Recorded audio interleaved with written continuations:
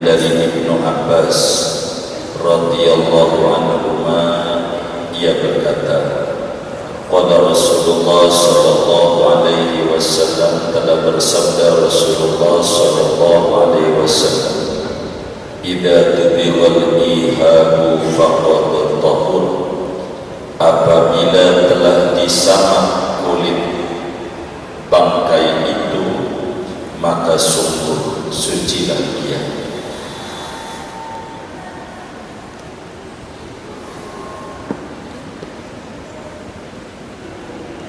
Akhrajahu Muslim, telah mengeluarkan akan hadis ini oleh Imam Muslim. Wa indal arba'ati, dan di sisi riwayat imam yang empat, Abu Dawud, Tirmidzi, Nasa'i dan Ibnu Majah, ayyuma ihabin tubigha faqad tahur, mana-mana kulit yang disamak maka sungguh sucilah dia. Shadaqa Rasulullah sallallahu alaihi wa alihi wasallam. Hadirin sekalian yang mulia, Bapak Ibu, kajian kita setelah membahas tentang wadah-wadah yang terbuat daripada emas dan perak hukumnya, termasuk wadah-wadah yang terbuat selain daripada emas dan perak. Pada pertemuan ini kita akan membedah hukum kulit bangkai. Kulit bangkai bisa saja menjadi wadah, menjadi tas, menjadi jaket, menjadi sepatu, dan seterusnya, dompet, sabuk, dan sebagainya.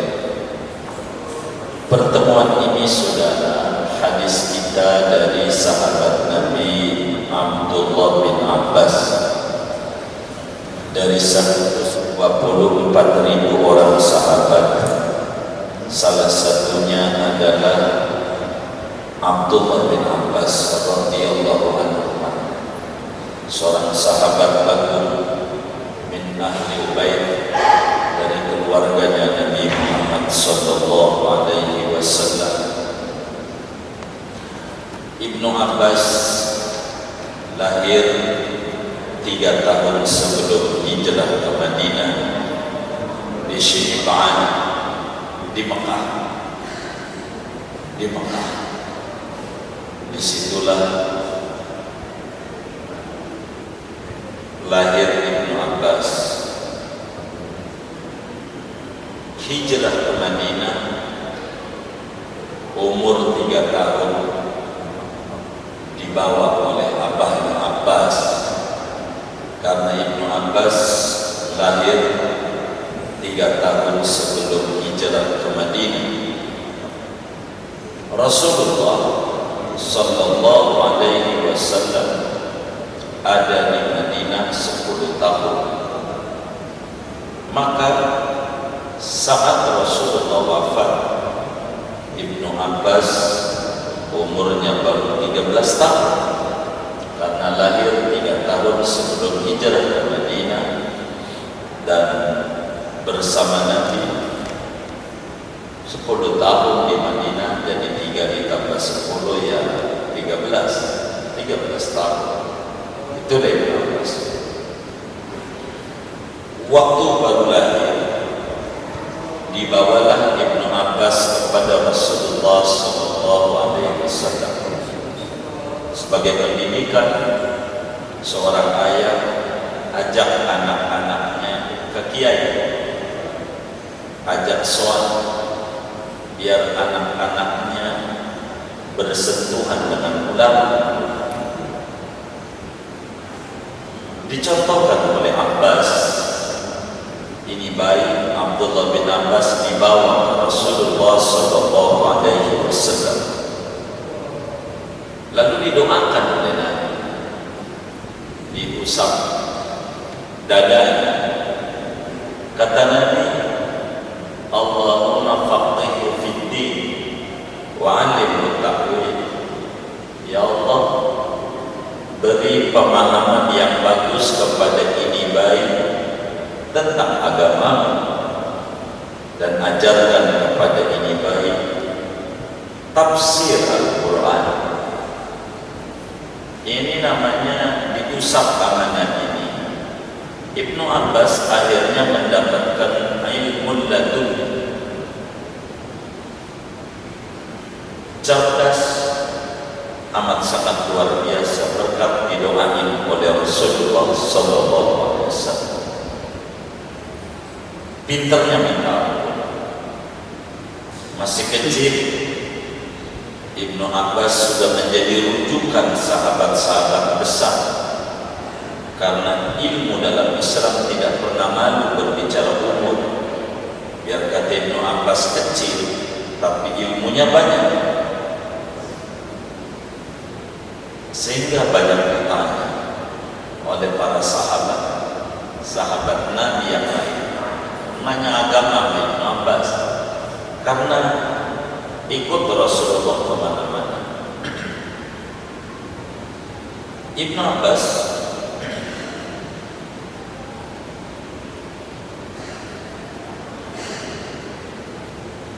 alimnya Masya Allah, bahkan di antara karomahnya dapat memandang malaikat Jibril dengan wujud yang asli 2 kali. Karena memang itu permintaan Ibnu Abbas kepada Rasulullah waktu ditawar. Kata Nabi, Ibnu Abbas, ente minta apa? Kalau kita ditawarin sama kiai, wali lah, rajanya wali, kiai gitu, ente mau minta apa? Kiai, saya minta biar kaya aja. Kaya apa begitu? Duit yang diminta. Biar tanah laku begitu. Tanah siapa yang kau jual? Tanah orang. Gak bisa didoain. Tanah orang bisa. Ini minta apa kata Nabi? Ibnu Abbas, ya Rasulullah, bila kau bertanya kepadaku saya ditawari minta apa, dan saya yakin doamu itu manjur.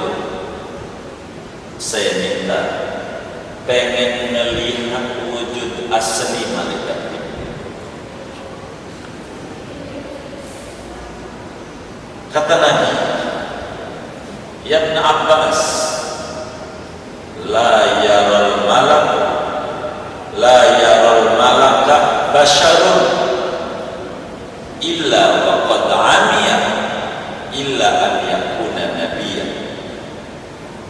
Manusia biasa enggak bisa melihat malaikat, apalagi Jibril.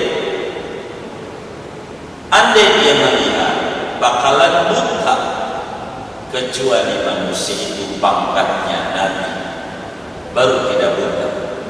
Kalau bukan Nabi, enggak bisa, bakalan buta. Malaikat dari cahaya. Karena tawarin aku, ya aku pengen melihat malaikat Jibril, wujud aslinya. Bila Jibril datang kepada saya, pengen lihat wujud asli.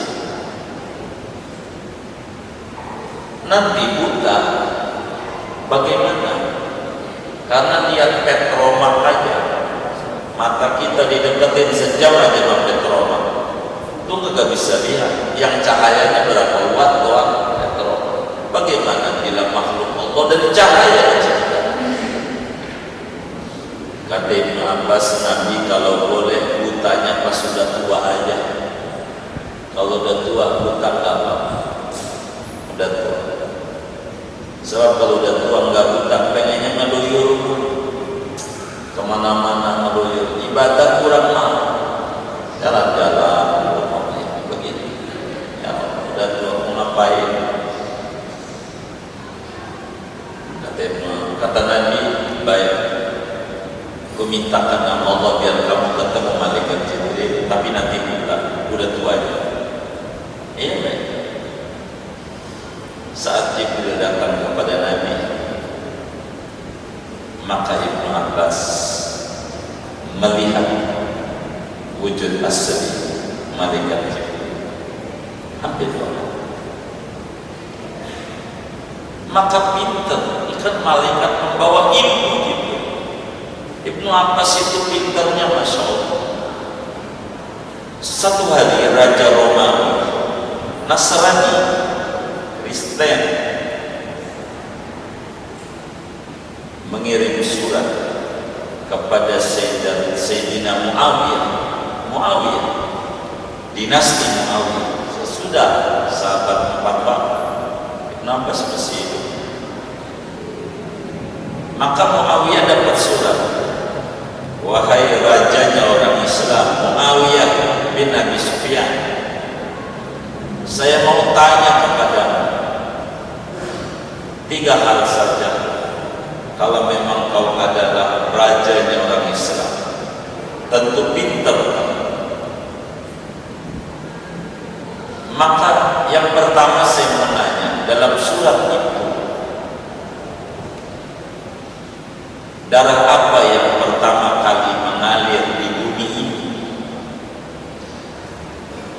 Ma awwalu damin dhahara fil ardi. Darah apa yang pertama kali tumpah di muka bumi? Yang kedua,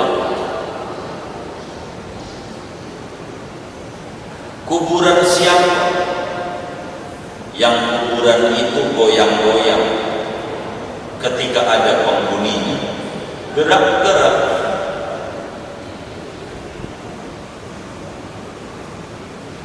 Ketiga,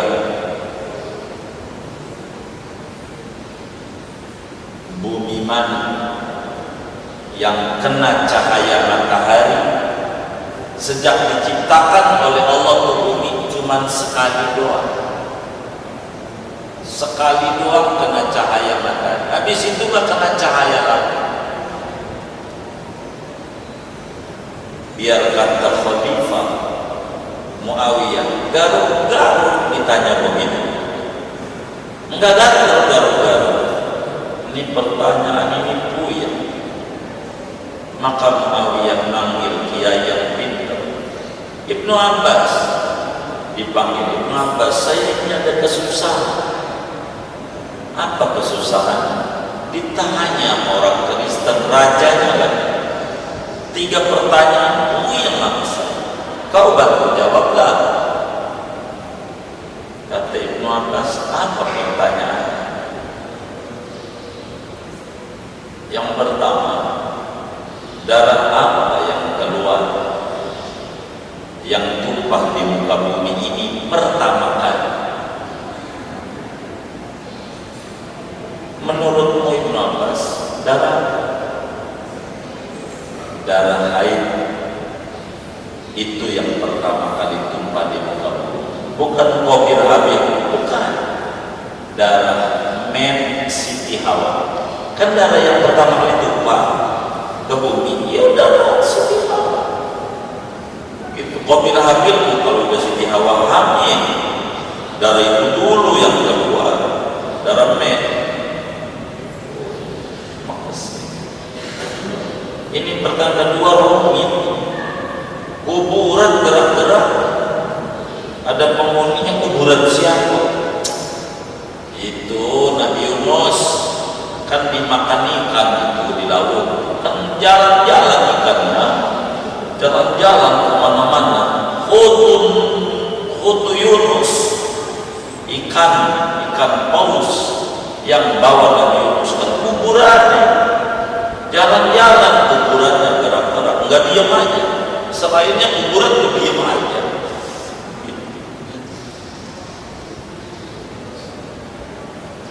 Yang nomor 3 itu apa sih? Lebih rumit. Yang bagaimana rumitnya? Bumi kena cahaya matahari cuma sekali selama dicipta Allah. Bumi mana? Kata Ibnu Abbas, itu bumi antara Mesir dan Palestina, Laut Mediterania. Yang mana? Kan waktu itu Nabi Musa nyebrang, lautnya belah. Lah, kena cahaya matahari. Nabi Musa lewat nutup, sampai sekarang masih nutup. Itu bumi kena sekali-kalinya doang. Terima kasih, terima kasih. Mau minta apa? Hadiahnya. Begitu kalau pemerintah hadiah. Ketua PSSI atau apa? Yo, kalau presiden nawarin bisa apa aja. Mau jabatan komisaris duet begitu. Presiden Abbas enggak mau. Dikirim tuh surat ke Raja Romawi, jawaban Raja Romawi akhirnya bilang minta diterjemah bahasa Arab. Pas dijawab, saya 1000% yakin ini bukan jawaban Muawiyah. Agak bisa dia jawab. Saya 1000%. Muawiyah, ini bukan jawaban. Bukan. Saya nggak yakin. Kata Muawiyah, iya bukan jawaban saya. Yang bisa jawab ini kudu keluarga besar Nabi Muhammad. Nggak bisa, kudu ahlul bait. Sebab ini ilmu-ilmu yang sulit orang bisa menjawab. Ilmu ini, maka dijawab, iya itu jawaban Ibnu Abbas, keluarga besar Nabi. Sebab Bani Hashim, ahlul bait itu Bani Hashim, Bani Muttalib, dan ini Bani Hashim. Hashim punya anak Abdul Muttalib. Abdul Muttalib punya anak Abdullah, punya anak Nabi Muhammad.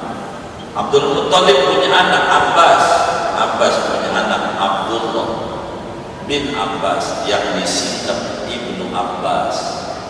Ahlul bait. Alim Ibnu Abbas, alim, pintarnya Masya Allah. Lalu beliau setelah wafatnya Rasulullah SAW, beliau menetap di Taif, mengajar di Taif, sampai akhirnya beliau meninggal dunia pada tahun 68 Hijriah di Taif. 68 Hijriah, dalam usia 73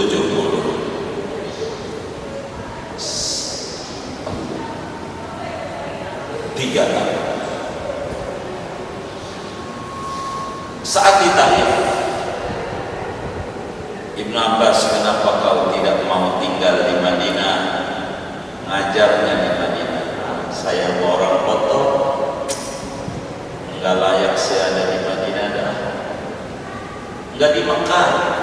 Udah saya di Taif saja, di kampung. Begitulah tawaduknya Ibnu Abbas. Ibnu Abbas karena ikut Rasulullah meriwayatkan hadis ribuan, 1660 hadis tercatat. Ibnu Abbas riwayatkan itu satu dari 1660 hadis adalah hadis yang akan kita bedah pada pertemuan ini. Kata Ibnu Abbas, Rasulullah SAW bersabda, "Idza tubighal iham faqad tahur." Bila kulit apa ini? Al di sini namanya al lil istiqra. Kulit apa aja?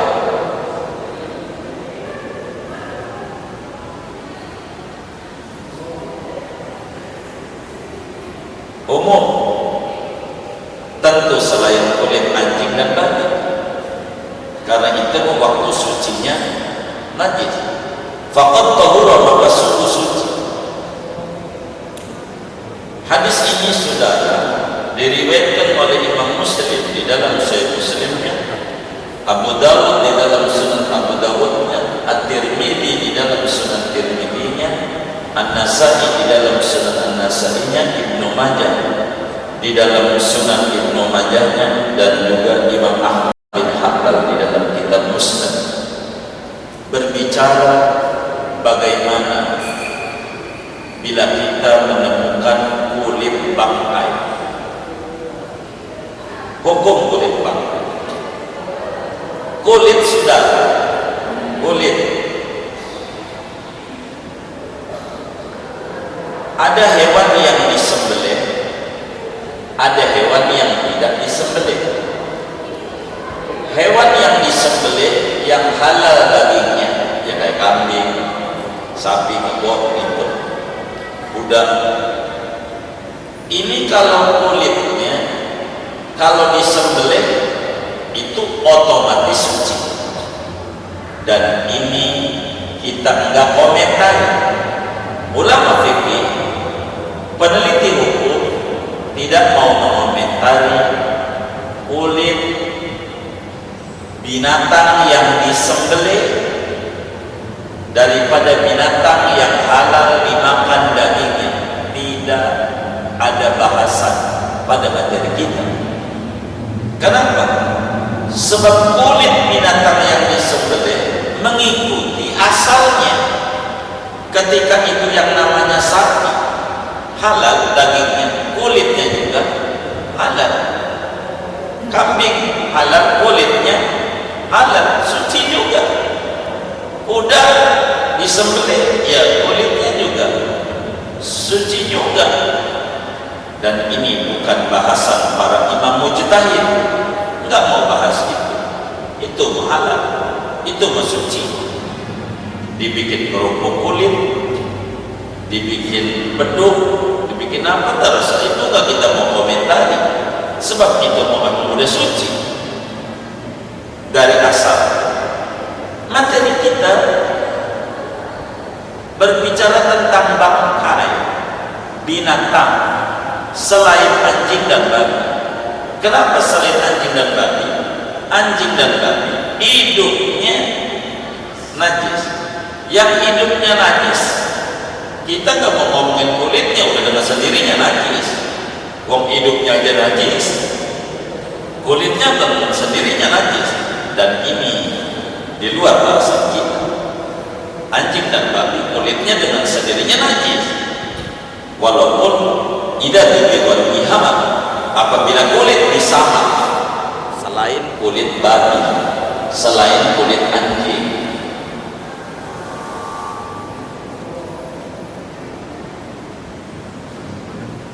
Saudara, Islam itu agama yang menjaga kebersihan. Islam itu agama yang mengajak umatnya tidak berlaku boros, tidak berlaku semaunya. Apa saja yang bisa diambil manfaat, Islam itu menyuruh umatnya untuk kreatif, inovatif. Inilah Islam.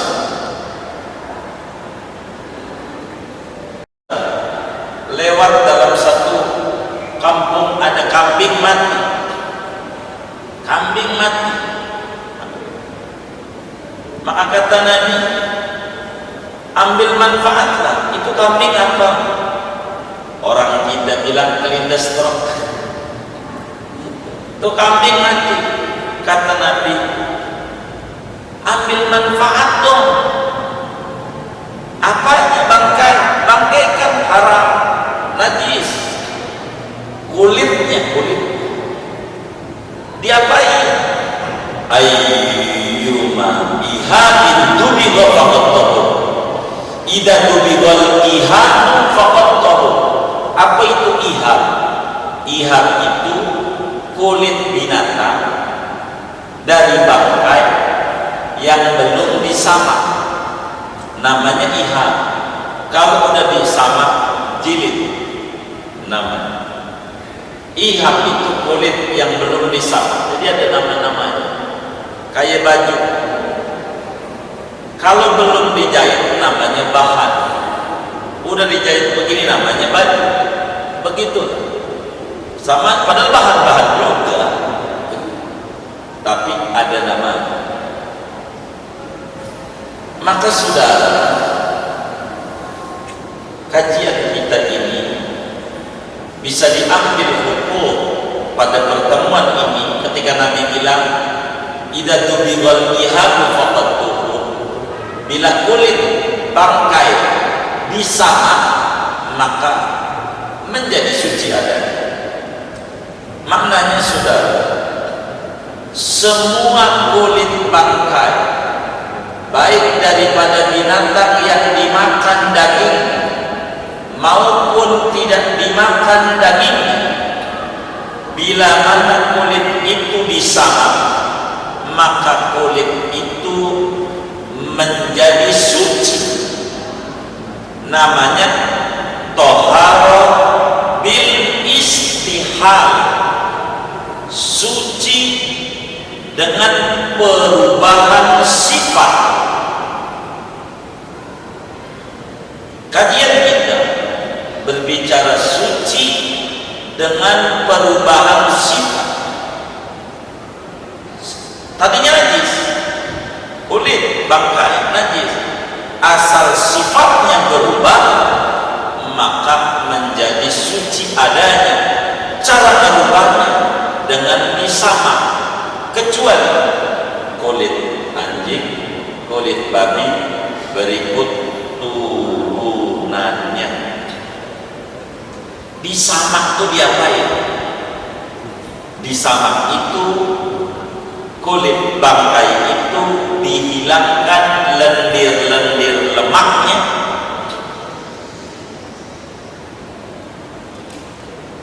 sehingga tidak menjadi busuk ketika direndam kembali. Dihilangkan lemak-lemaknya, lendir-lendirnya, sehingga ketika direndam tidak jadi busuk. Cara menghilangkannya dengan menggunakan daun-daunan, benda-benda yang rasanya sepet. Tahu sepet nggak? Rasanya sepet. Apa itu sepet itu ya? Bahasa Indonesia. Bahasa Indonesia juga. Pahit. Hah? Pahit. Enggak ada getar-getar gitu ya. Enggak pahit lah. Masam boleh masam. Sepet.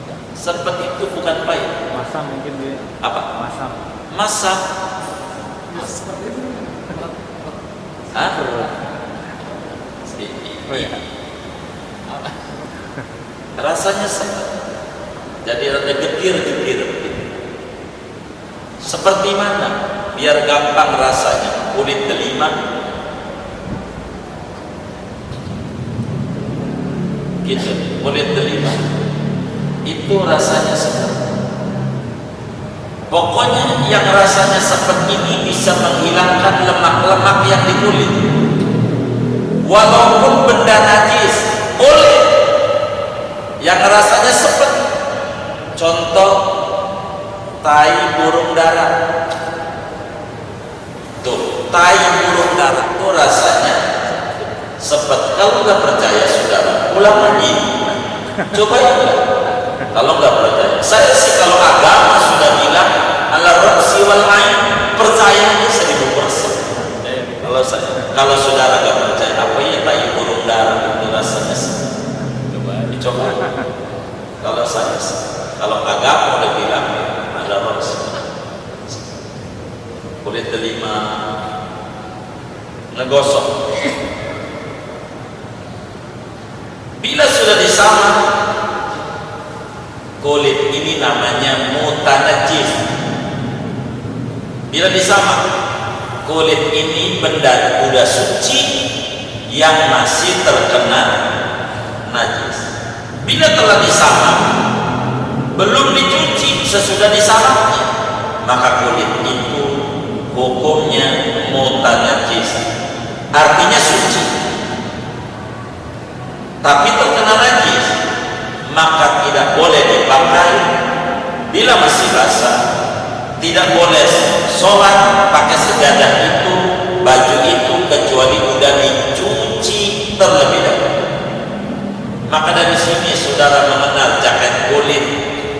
sabuk kulit, sepatu kulit, begitu tas kulit, dompet kulit. Ini hukumnya apa? Begitulah Islam, kreatif, inovatif. Dari bangkai-bangkai buat sejadah. Tapi kalau yang namanya kambing, sapi, unta disembelih, ini kita nggak komentari, itu mah bisa menjadi kerupuk kulit. Ini bukan untuk dimakan. Kulit yang disamak ini dimakan mahal. Dijual boleh dijual. Kulit yang disamak ini, baik sebelum dicuci maupun sudah dicuci, enggak apa-apa. Kalau kulit dari hewan yang disembelih, bagaimana kalau dimakan? Boleh, enggak apa-apa. Kan jadi kerupuk kulit, begitu enak. Buat pencernaan juga enak. Ya, karena kan lembek, begitu, kayak begitu.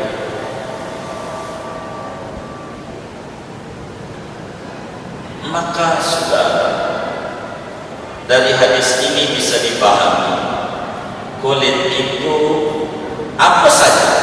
Maka al pada lafaz al-ihad lil istighraq, seperti pada hadis Abu Dawud, ihadin nakirah, umum. Pokoknya bangkai apa saja dimakan dagingnya atau tidak dimakan dagingnya.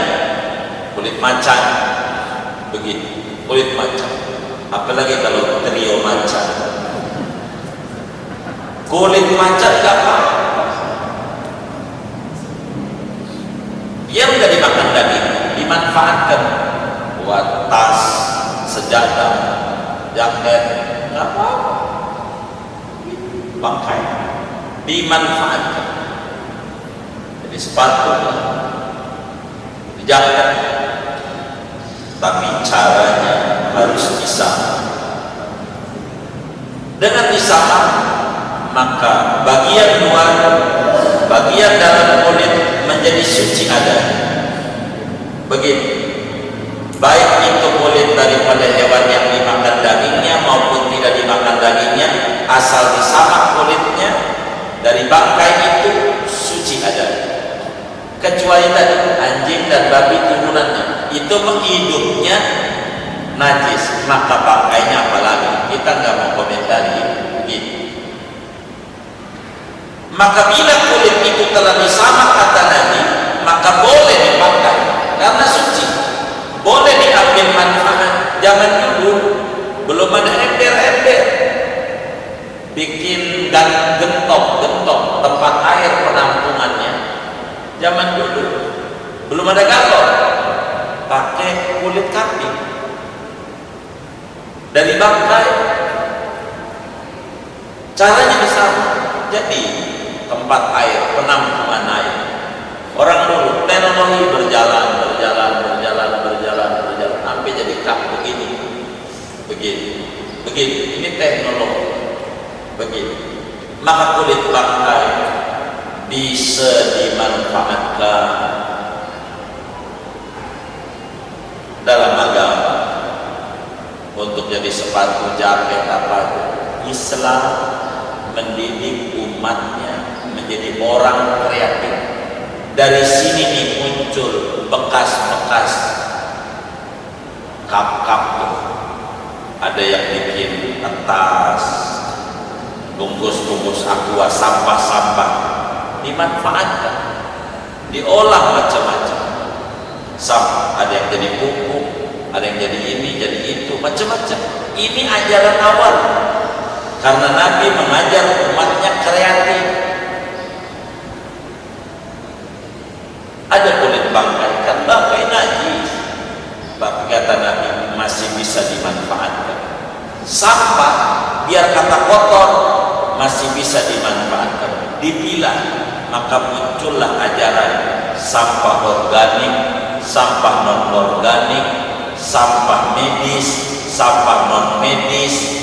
Ini semuanya itu ajaran awal Rasulullah Sallallahu Alaihi Wasallam untuk mendidik orang kreatif. Tapi karena kita bukan kajian filsafat, kajian hukum, bagaimana kalau kulit bangkai dimanfaatkan dengan cara disamak, apakah berubah menjadi suci? Jawabannya ya, menjadi suci berdasarkan hadis Muslim, idza dubigol ihadu faqad tahur. Bila kulit itu disamak dari bangkai, maka suci adanya, selain kulit anjing dan babi, baik itu bangkai daripada hewan yang dimakan dagingnya maupun dari hewan yang tidak dimakan dagingnya, suci. Segini aja. Kasihan wisuda.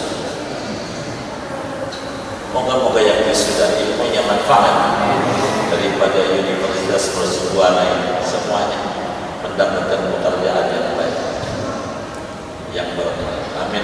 Segini aja ngaji. Ada tanya jawab juga? Oh ada. Baik. Silakan pada jawab ingin bertanya.